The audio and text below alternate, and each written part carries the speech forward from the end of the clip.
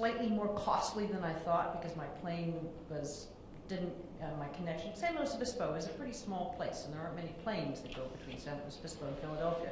So missed a connection, went on the red eye last night. So if I fall asleep in front of you, you'll understand that I was on the airplane until 6 o'clock this morning.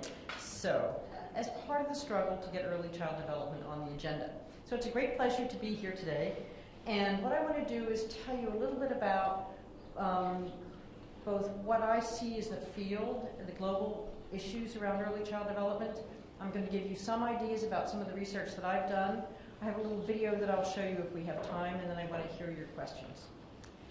So, and I think we'll have to figure out, we published something together in 1983, so that was at least some of the things we did, Dan and I did. Okay, the issue that we are addressing here is what happens in the first 5 years of a child's life. We know that that has significant effects on the child's future. We know that disparities in human well-being are increasing worldwide. We can see it in this country. I'm sure you can see that as we know that. Can you see this? Am I kind of in your way? Is that okay? Seems like it's kind of little. Maybe we should push it over here. No. No, I think it is the way. I think it is the way it is. Yeah. Okay. So,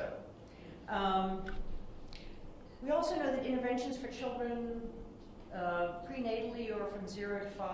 I'm a little careful about this from conception to 5 because when I worked at UNICEF, anytime you said from conception, all these big red flags went up and we've got our pro-lifers objecting. So I like to say under 5 or something a little bit more subtle.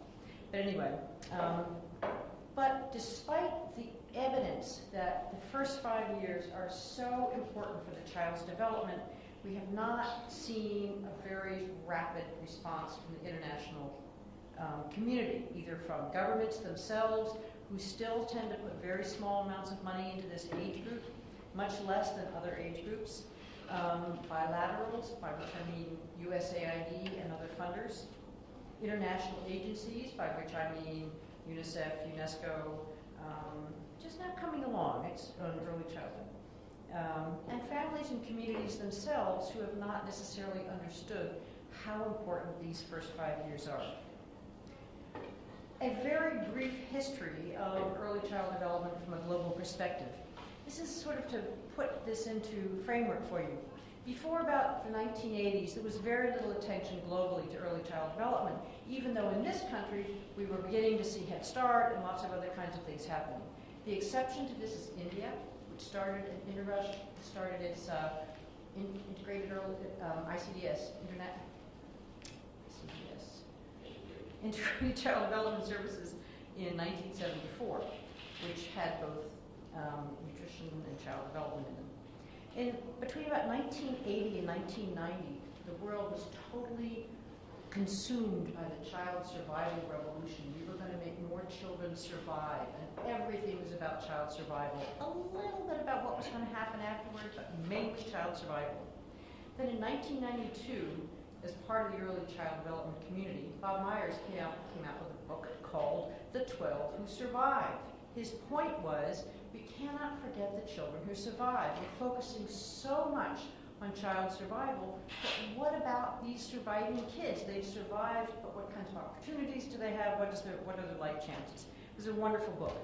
And then began a period of time of discussing women's work and how it affected children.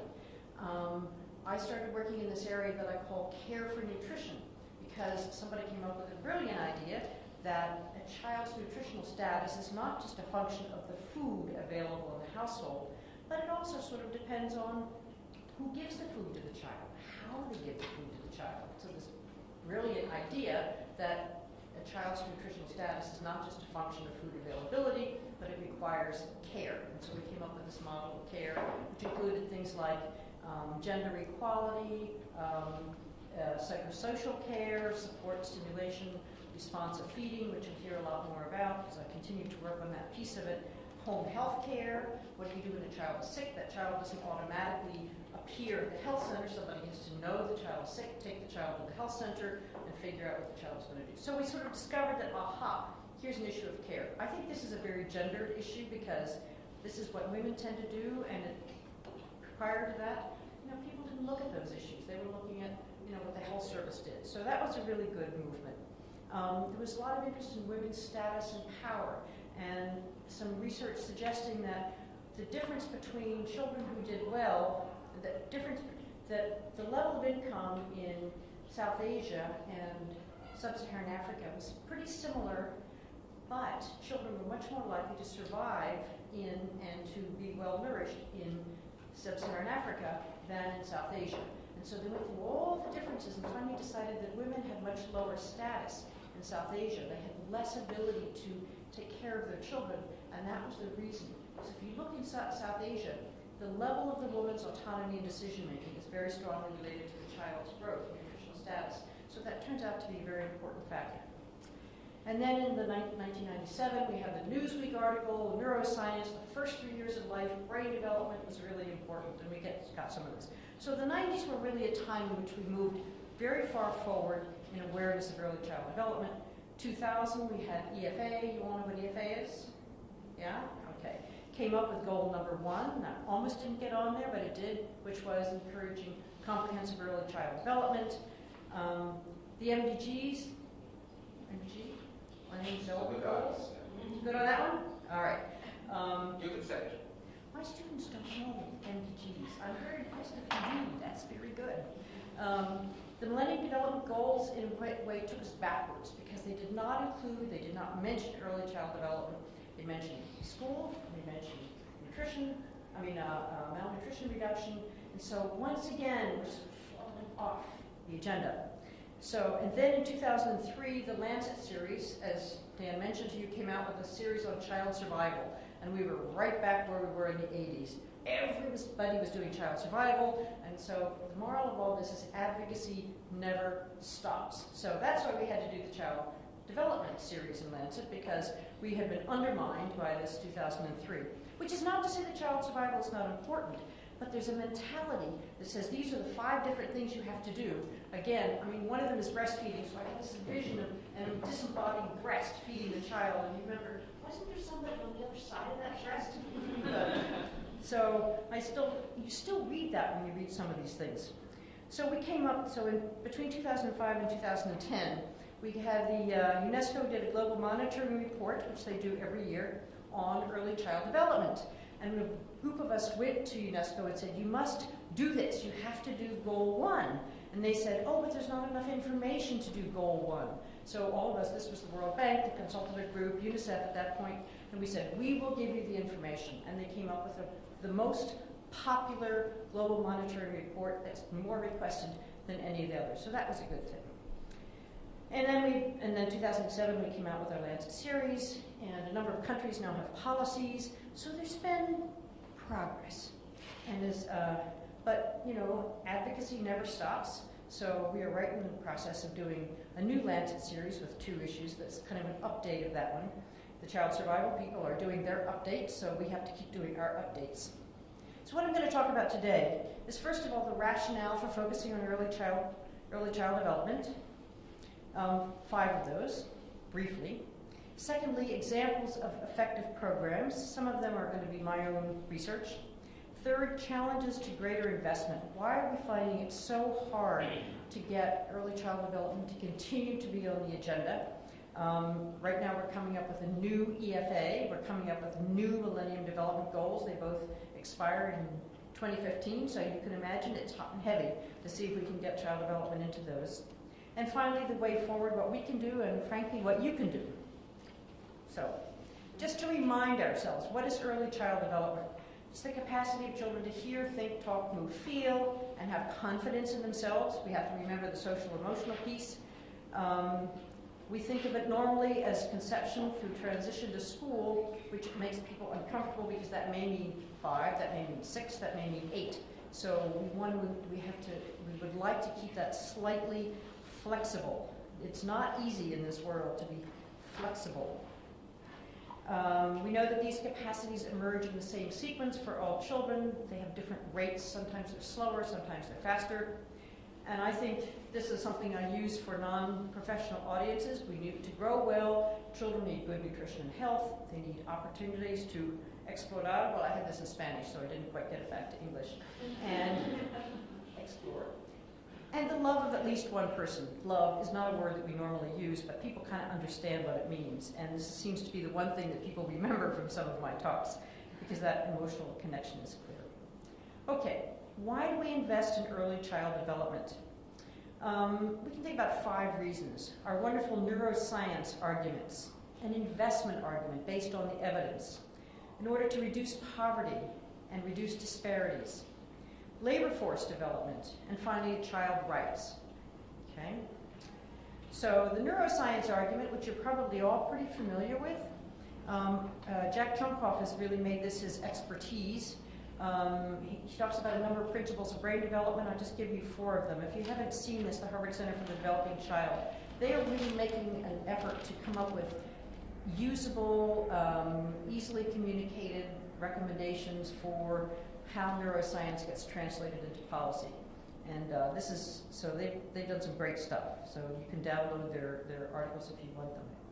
Okay, 4 points that he makes many more, but the brain develops from the bottom up. So obviously synaptic connections get made. These are little synaptic connections this is the visual cortex at birth and at 6 months of age, and you can see that obviously the synaptic connections, this is a great visual, right? What do we know about this? The synaptic connections get more dense, they require experience to do that, and it happens very quickly. The brain makes 700 synaptic connections per second after birth, and the brain grows to 80% of its weight before the first 3 years of life.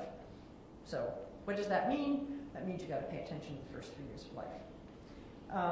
The second point, and I think this one is really important, because when we came out with that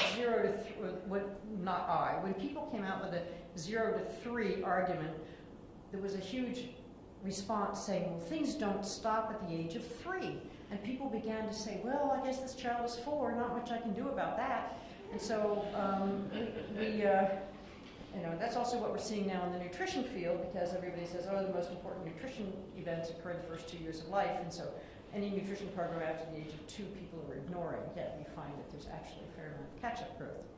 Anyway, so what we're now seeing from more modern neuroscience is that experience affects different aspects of brain development in different periods of life. You probably all know this, but just to remind you. So these 3 little pictures, which you can't really see very well. The first one is about seeing and hearing, and that's basically peaks at about 3 to 4 months. And that's one of the reasons why babies that's when depth perception occurs. And so it's very rare now to see a baby who's got one eye occluded for any period of time during that 3 to 4 month period, because it's possible that a child would not develop depth perception. They are now trying to reteach adults who didn't develop depth perception how to do it, because it's a critical moment for the 2 eyes to coordinate. The second is language, which basically 6 months to 2 years, although it continues. So this is receptive language, speech production. This is when, if you want to become a fluent bilingual speaker, this is when you need to get a second language. If you heard my Spanish, you would know that I did not get my Spanish at that time, but I'm doing my best. You can continue to learn vocabulary for the rest of your life, but I will never get a perfectly fluent accent. I think 2 years is a little early. You can probably continue to get it. It's not as easy, but it's much easier if you hear the language at that second time. And then the third is resolving problems, and I think we're all encouraged by the fact that that's his third line, which goes on quite a bit longer. 7 months to about 10 years is continuing to be the time in which higher cognitive functions are developing. Well, I think we're all over 10, so I guess we'd like to say that we're continuing to refine our cognitive functioning and problem solving. But the idea was that it's not all over at 3. There are different kinds of patterns that emerge in different kinds of periods of time, and we need to be sure that we're continuing our focus. Point number 3 under these brain principles, the brain is experience expectant. It's kind of like a tennis game, serve and return. The brain requires an answer to grow. Stimulation from one direction is not enough. And I like this study. I used to show multiple ones, so this is just a short version of it.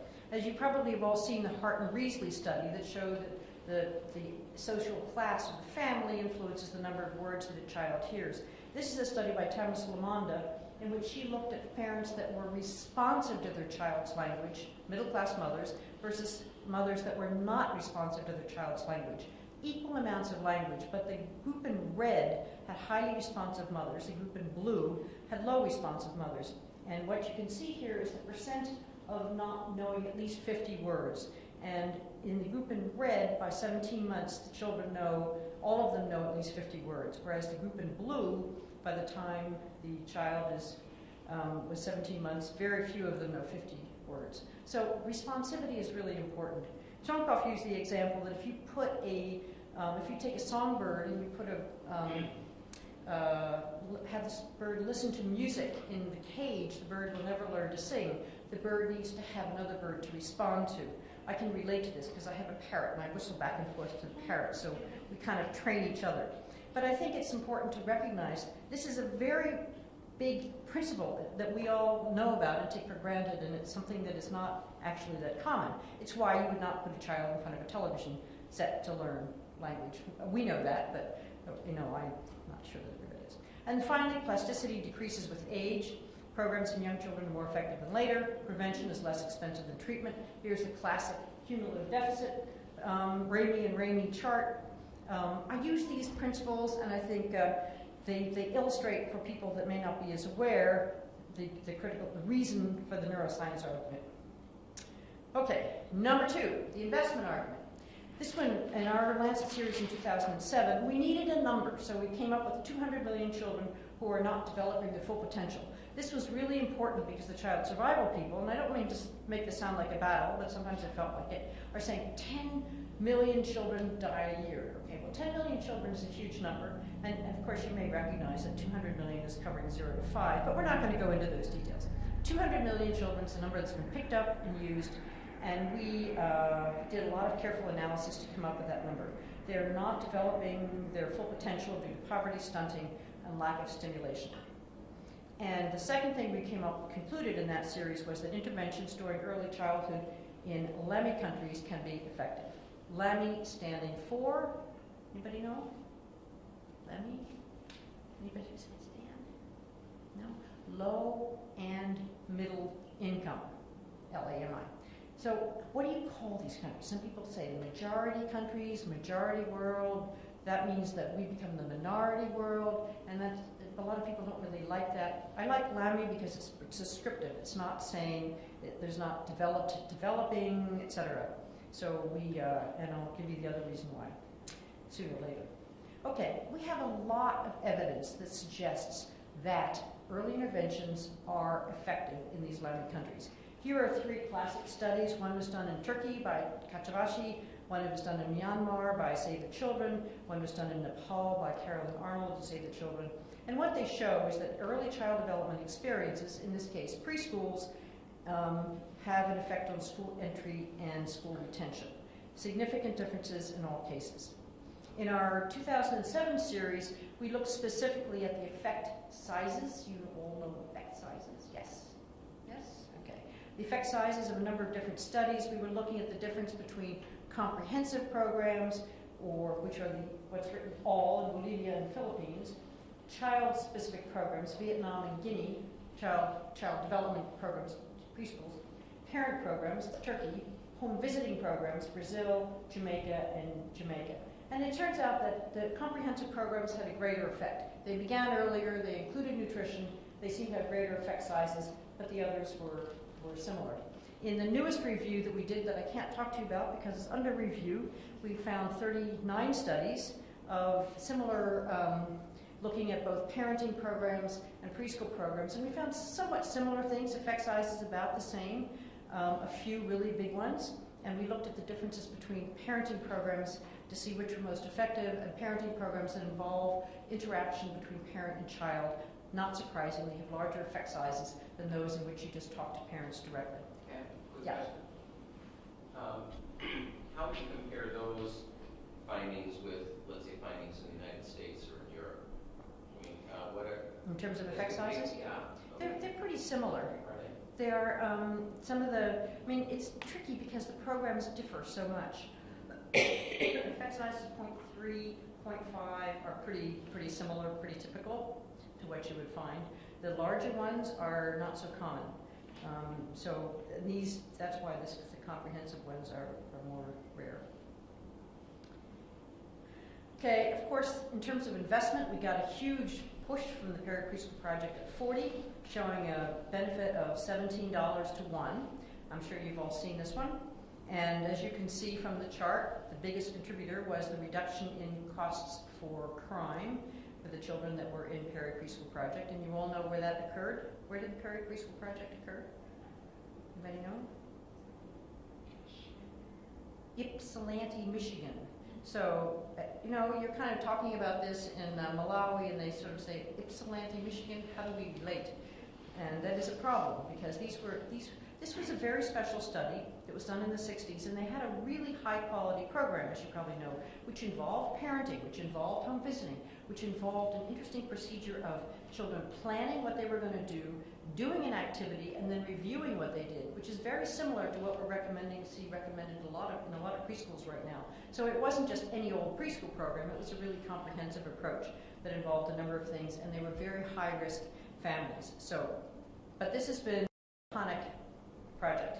Earlier reports suggested a 1 to 7 return, and I'll never forget listening to Kofi Annan, who was at that point the Director General, saying, we get a 1 to 7 return from our early interventions. And I thought, and this is based on 123 children for Ypsilanti, Michigan, but that's okay. So we're working on trying to make this a little bigger.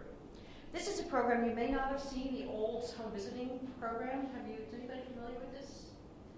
Okay, this is a program that's in the U.S., started in northern New York, Elmira, New York. And what they did is they identified high-risk mothers, and they have a series of home visits. They visit the mother before the baby is born, and then they visit several different times after the baby is born.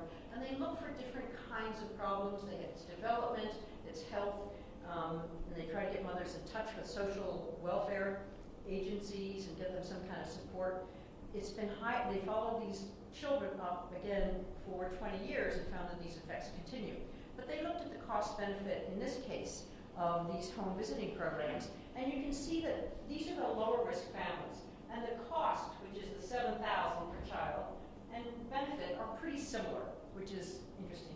You go to the higher risk families, and the cost is 1/6 of the benefit. So, and the savings to government in terms of the government not having to support this family, not having to give welfare, et cetera. So, the cost benefit may depend on who it is that you're actually looking at and what their chances are of risk. So, cost benefit cost compares the benefit of two programs on a common metric, which is money, usually, and it's a little different from cost effectiveness, which says here we've got two programs, which one for the same cost, which one has a greater impact. So the cost of investing in a new road can be compared to the cost of investing in improved healthcare. Cost, what is paid, the benefit can be to the individual, to the society, to reduce social costs, but the trick here, which I learned, and you may all know, is that this time span is really important, because do you know about discount rates? You don't know about discounting? How many of you know about discounting? Okay, few of you do. So this is the economist's trick. So what you're doing is you're investing in the child now, but you get the benefit 12 years later. So you have to discount that benefit by the number of years it takes you to get your return. So every time we come up with one of these great things, they do a little discounting and your benefit kind of begins to shrink. Because if you had that money now, you could have put it into the stock market and made a bunch of money. Well, maybe you could have lost it, but anyway. So we need to have some negative discounting at this point. But it makes it a little bit trickier to actually show a benefit. When we calculated the benefit for our 200 million children, we looked at early childhood characteristics, lead to increased IQ, lead to improved schooling outcomes, and lead to improved income earning. And this is the way most people do it, which means that they're missing a whole lot of critical potential benefits of early childhood. So we just did another estimate. We wanted to have a number from the last one, a cost, but we couldn't have a cost because it turned out to be too complicated. So in this new series, which I'm putting here, 2011, and I hope, don't tell anybody I told you about this because it's not supposed to be talked about. We hope it will come out this year. We calculated the economic cost of not increasing preschool attendance. So if you increase preschool attendance to 50% in all low and middle income countries, we would gain $33 billion per cohort every year by those kids coming through.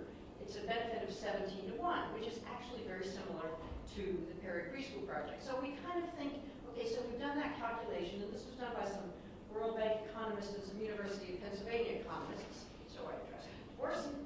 And this is consistent with cost benefits in the US and Turkey, And it is a conservative estimate because we have not measured the benefits of other early child development programs. This would be just preschool.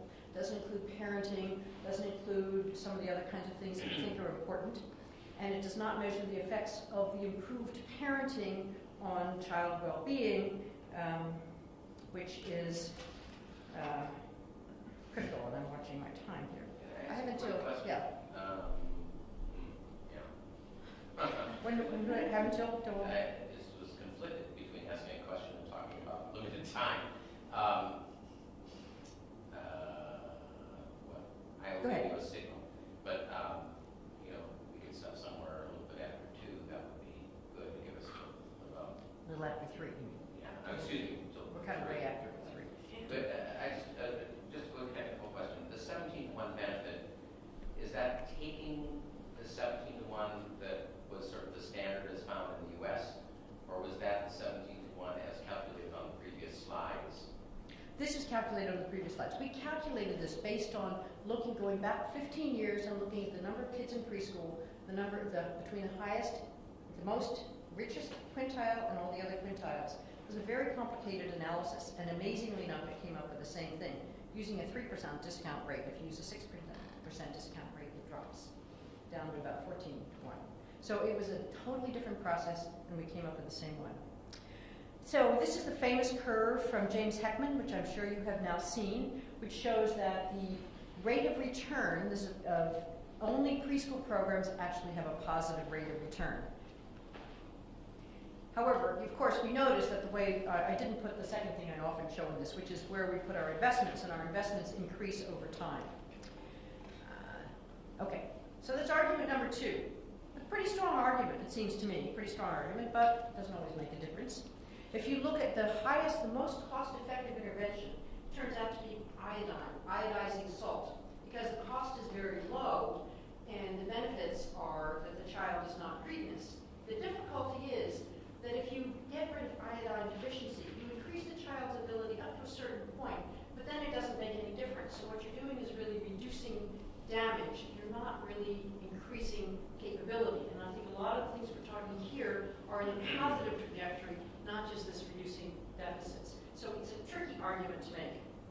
Okay, poverty reduction and reduction of disparities. There's been a general increase in child well-being in the last 30 years across the board. Also, in the 1960s, we had kind of rich and poor countries, but now we actually have a continuum of high, middle, and low-income countries, which is why we talk about landed countries. And if you go to the World Bank website, they have listed every single country according to whether it's low income, low high, low middle, middle low, middle high, etc. But what we also are finding is increases in disparities within most countries, including, of course, in our country, as I mentioned before. So we can see that under 5 mortality has dropped in all regions. And the way we calculate under 5 mortality is the number of children who die per 1,000 children born. So you can see that in West and Central Africa, which is right here, in the 1970s, 1/4 of children died in the first 5 years of life. I mean, can you imagine having one out of every 4 children is dying? So that was the worst. East and Southern Africa, 200. 1 out of every 5 children was dying.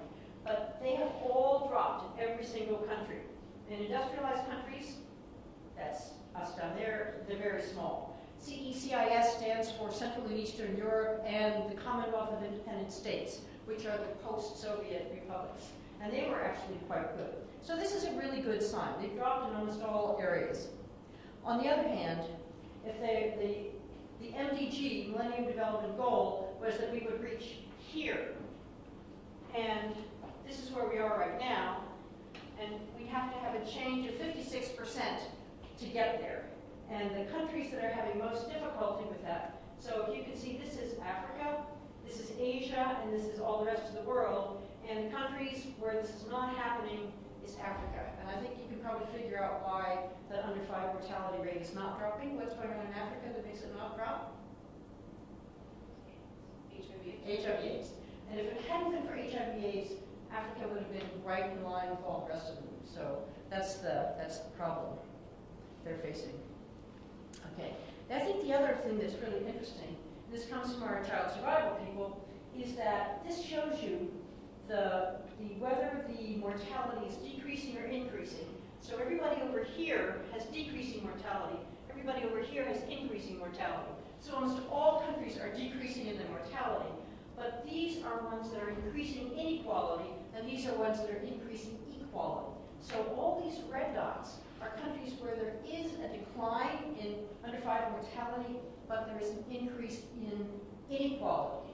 So what's happening is the richest are doing much better, but the poor are staying way behind.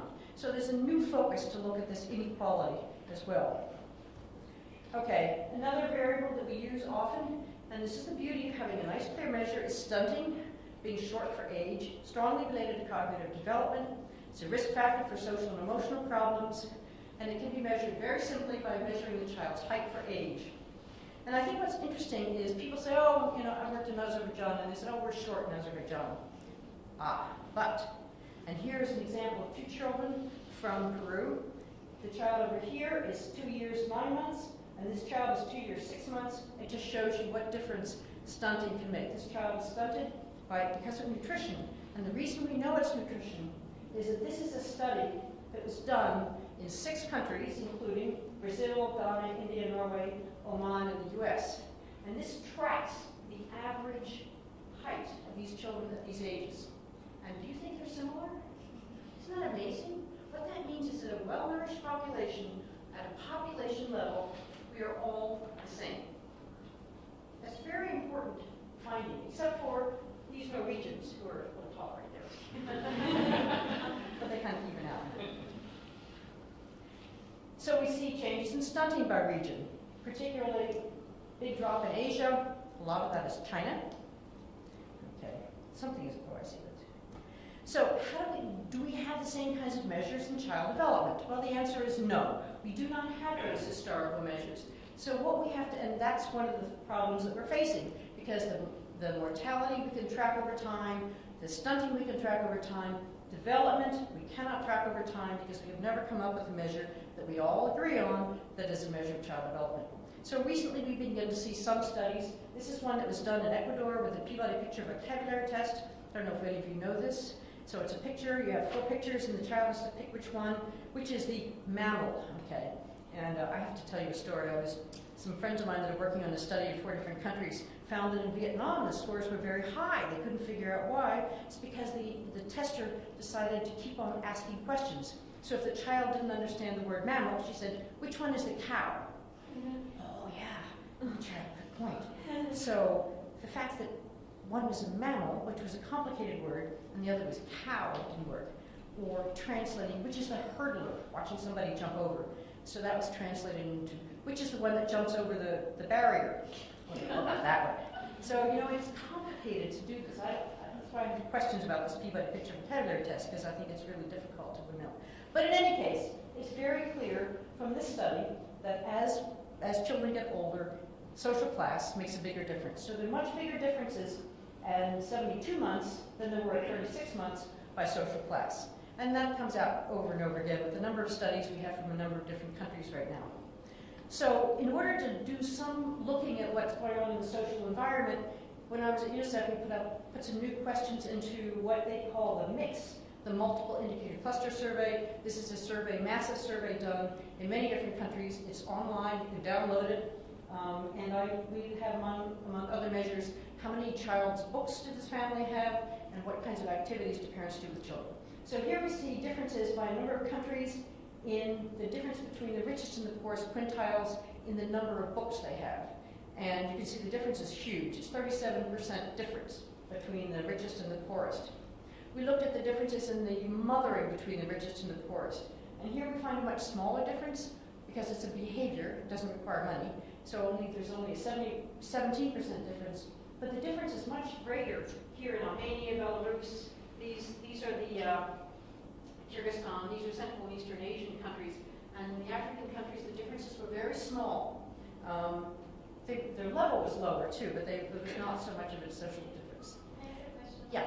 What did you define as adequate mothering? What were the metrics? Right. A good question. We took the home scale and we decided to see if we could get anything that we could make into a survey. So we ended up with 6 questions. In the last 3 days, did you or anybody else in your family do any of these activities? And so then they said, which were sing songs, tell stories, take the child somewhere, which is part of the home scale, play with the child, teach the child numbers, words, drawing, and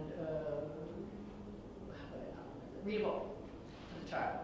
Because we figured reading a book would depend on having a book, which it turns out lots of people have books that don't read them to their children. So we use that as a scale, and that's been, we have mothers, fathers, and anybody. And then they said, well, what's adequate? So we said, okay, let's see. How about 4? All right. I mean, totally randomly. When I do it myself, I use it as a continuous measure. But UNICEF wanted level. So can I tell you that 4 is adequate? Absolutely not. But that's sometimes. Go back to the previous slide, Mr. Hamilton. So those are actually these are different scores. Different scores. Right. So this is the percentage who are 4 and above. I have the other one, but I didn't want to overwhelm you. So if you'd like to see it, I have. No, it's just when you look at the data, you quickly are drawn to, let's say, West Africa. Right, and that's what's fascinating is that the differences are very small. Right. But if you look, if I showed you the other one, which showed chart, it would kind of go down. If you look at real levels. If you looked at real levels. It would be differently. Right, and I have all this. Anybody wants to see? But I'm not going to be able to carry on if I do that. Preschool attendance has gone up over the past 30 years. Now about 30% of children are enrolled. Remember, my number before was based on 50% enrollment. So we have about 30% enrollment. But again, what we see is that there's and this is a different score, this is not the total, and the countries are in the same order, that the difference here between the richest and poorest is about the same as the number of books, it's 34%. So one of the places where we've got some flexibilities in this mothering behavior, and fathering behavior is about the same, actually. Whereas these things like preschool attendance and books are much more related to income level. Okay, and of course this is kind of a model from Head Start about these are kids, poor kids who are not in Head Start. A 3-year-old with minus 7.6, and what happens when they're in Head Start is that the gap is reduced by 47%. This is the Woodcock-Johnson letter word identification, and these are the 4-year-olds. So it just illustrates that we do have the possibility with the preschool program of reducing gaps among the poor, and we have to keep that message strong. Okay, number 4. This is, remember, we're talking about the rationale. Labor force participation. This was a big deal for a while. Childcare facilitates women's abilities to work outside the home. An analysis of the preschool program in Kenya suggested that this was a major impact. This has received very little attention globally, although the percent of women working outside the home with young children is increasing. Although recently when I was in Latin America, in Costa Rica, they have a new program to reduce poverty by having child care centers to get women to work. Because if you look at this country, a lot of the growth in income in the past 40 or 30 years has been because there are 2 incomes in a family instead of only 1. So I think they kind of got that idea. But it's a little dangerous because putting preschool programs out for all young children without a concern for quality makes me very nervous. So we have that. I think that project is not going to go, but I think that's why we need to be really careful about this. Rights. On the other hand, women who need childcare need childcare. And this is the last argument which we use a lot, but a child has rights, and that means that the families and states have obligations. It's not just that the child has needs. And the CRC, of course, 1989, most ratified, has a number of basic points: best interest of the child, non-discrimination, and child participation, which means the child has to have an active role. And as you probably know, the convention itself is not legal, but it's a convention that the government has to have laws that will be legal. And of course, the only country that has not signed it. No, I think Somalia signed it. So it's just us. Just us. For reasons, complicated reasons. There was a general comment 7. A lot of the CRC has not been applied to early childhood. So about 4 years ago, there was a special general comment which you can find on the website under the CRC website, which talked about how you interpret these rights in terms of young children. First of all, Article 6 talks about survival and development. Children have to have a name and an identity, which happens in early years. Children have the right to play and leisure, which applies to younger as well as older children. My favorite is that children have the right to voice an opinion and have it taken into account according to the child's evolving capacities. which means encourages responsiveness, which we already talked about. And of course, equal treatment for boys and girls. Okay, so those are the rationale, seem pretty strong. So what I want to do is give you a sample of some examples of programs and evaluations. There are 4 types of programs that I'm going to talk about. One is parenting alone or through a health and nutrition program, media for children, preschool, and children in high-risk environments or children that are at high risk. So the first one I'm going to talk about is the one that I worked on most of all, which is putting early child development in primary health care. Tough to do. When I was at WHO for a year, they had a new program called the Integrated Management of Childhood Illness at that point, integrated in the sense that if the child comes in for diarrhea, you also assess other things that the child might possibly have. So you have an integrated approach to the child's illness. It's not yet a wellness program. It's not yet a health program. It's still a curative program. So they decided that they needed this component for child development, which was called Care for Child Development. And here are some examples of recommendations. When we did this, we made some very specific decisions. One of them was not to do a list of milestones, because that's what people had done in the past. They have these mother health cards, and they say, at this age, a child can stand, sit, walk, etc. So if the child doesn't do it, what is the parent supposed to do? They have no idea. So we decided that we would put in recommendations, and we would not use this as a screening tool, because many parents had been screened. They found their child is not okay, but there are no resources, there's no treatment, there's no intervention, so why screen? So here's some recommendations. From 1 week up to 6 months, talk to your child and get a conversation going with sounds or gestures. So it's this talking and conversation, the responsivity that's really important. We divide, instead of talking about cognitive development, language development, social emotional development, we talked about play and communication. So this is a communication recommendation.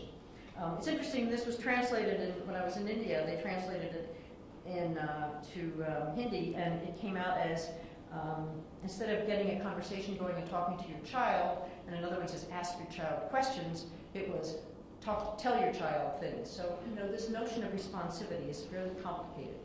12 years to 2 years, give your child things to stack up and to put into containers and take out.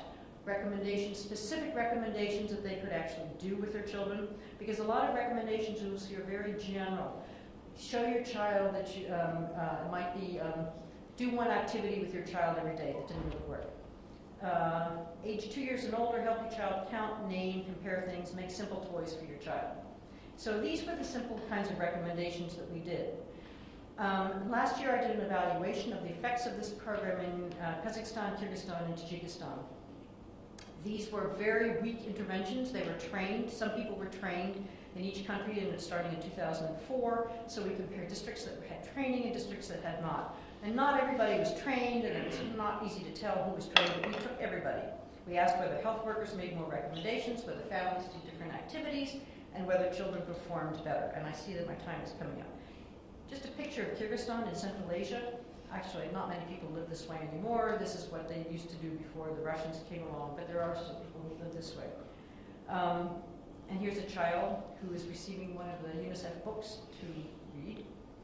So what we found is the health workers were significantly more likely to give the care for development recommendations in all 3 countries, and they gave recommendations like recommend looking at their child and smiling, giving your child objects to play. This is observed, and we sat and listened to the consultations. And give the child colorful objects to reach and see. More intervention mothers and control mothers tried out new activities in all 3 countries, and more intervention families made toys for children in Kazakhstan and Kyrgyzstan, but not Tajikistan. They didn't have more purchased toys, but they had more made toys. So we were kind of encouraged, and then amazingly enough, in both Kyrgyzstan and Tajikistan, not only did the children, even though this intervention was pretty weak, we saw changes in children's behavior. Here in Kyrgyzstan, the intervention children were higher on the ASQ and communication and in personal social development, not on the others, not in gross motor. So this was very interesting because it looks like perhaps in spite of everything, and the districts that had the intervention were paid for by outside agencies, i.e. UNICEF, but there's some very committed people in it. There's a tradition of this in ex-Soviet systems, so I think it was easier than it would be in some other places. Let me just go through quickly a few of these examples. Responsive feeding is about not only what the child is fed, but how the child can eat.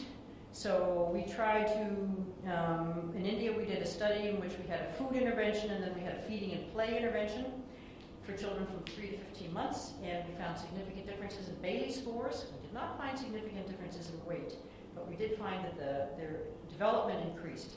And we used pictures like this one, help make eating a pleasurable experience, which is not really common. They tend to do a lot of forcing of eating, and the child does a lot of refusing, and it's a pretty painful experience to watch. This is a Peruvian example of the same one, teach your child to eat with love, patience, and good humor. An incredibly effective, simple message, and it has been in existence in Peru for 10 years because people could relate to it. And then we also encourage mothers to play peekaboo with their children. Example 3, media for children. This is, Sesame Street is in 120 countries, and this is a version in South Africa called Takalani Sesame, and this is a little HIV Muppet, and this is Carol Bellamy in the bottom. And so the idea is in the Sesame Street program, children learn how to deal with a child with HIV, which has been very good for discrimination reduction. It's also, there was a program called Between Israel and Palestine that showed children playing together to see if they could increase acceptance between Israeli and Palestinian children.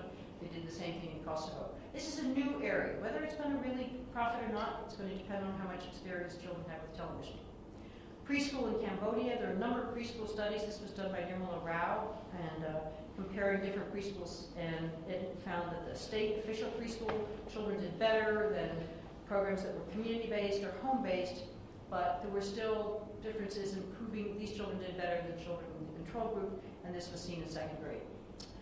Okay, and this is the last one. This is Speak for the Child. This is a program in an HIV-positive area where there's lots of AIDS, and so they define one. They identify a mother in the community as a mentor, and she goes around and gives support to a number of other mothers and uses this wonderful strategy called LEPO, listen, encourage, problem solve, and link to other resources. You don't go in and tell somebody what to do, but you encourage them. And it's been around for a number of years, and it seems to be still functioning. Challenges to expanding ECD. It's hard to turn small-scale programs into big ones. It's hard to keep up quality. There's no single ministry in charge. This is a struggle. It's seen as a luxury, not as a poverty reduction strategy, even though you can see it could be. Continual advocacy and local evidence is really important.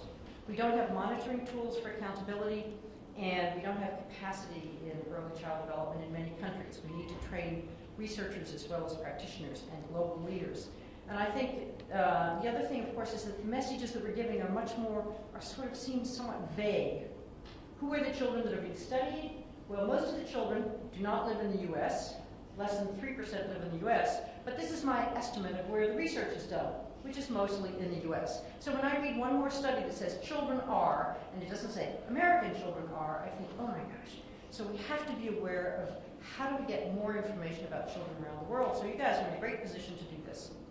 Integrated approaches are difficult. This tells us that we know nutrition and so on are important. Emotional support, a non-depressed mother, not exposed to violence. Really hard to pull this all together. Health wants to do their thing, education wants to do their thing, social protection wants to do their thing, and pulling them all together for young children has been incredibly difficult. So a couple of current directions. We need to improve quality. We need to improve transition to school. We need to find ways of linking child development with cash transfer programs. More on media. There's a lovely example in which preschools listen to a radio program and then they can kind of direct what they do in preschool. They're doing that in Salvador. We need more programs for young children affected by HIV/AIDS. Those are happening. Developing regional indicators. If anybody's interested in these, I'll come back to answer them. We have new capacity building with the ECD Virtual University in Africa, Global Leaders Forum. So, next steps, we need to build the evidence base, especially for children 0 to 3 and children with disabilities. We need education to incorporate ECD and transition to primary, making primary strong. Health and nutrition need to incorporate ECD. We need to learn how and where we integrate approaches. We need to get ECD on the global plans in the next EFA and MDG, whatever they are. And we need ECD as a way to help the big picture. The big picture, 4 interrelated global crises: climate change, energy crisis, food crisis, and financial and economic crisis. And those who have contributed least to the crisis will suffer the most. That is very clear. The young and the people from the poorest countries. So the question we have is, how do we increase our awareness of development of the other 90% of the children? How do we make sure that children not only survive, but thrive? How do we make sure that that is an essential part of the agenda? How do we influence our own government? USAID has not been a great funder of early child development. Right now there's a bill, there's a new allocation, and it doesn't have anything about early child development. I mean, I think that's really inexcusable. And my final question to myself is, will having better educated children help the big picture? How do smart people have a better strategy for dealing with these huge problems that we're facing? Or is it also a matter of judgment? And how do we think about the ways of training people to be the most effective in dealing with these issues? So, just to remind us, all children have a right to survive and to develop their full potential. Right after you.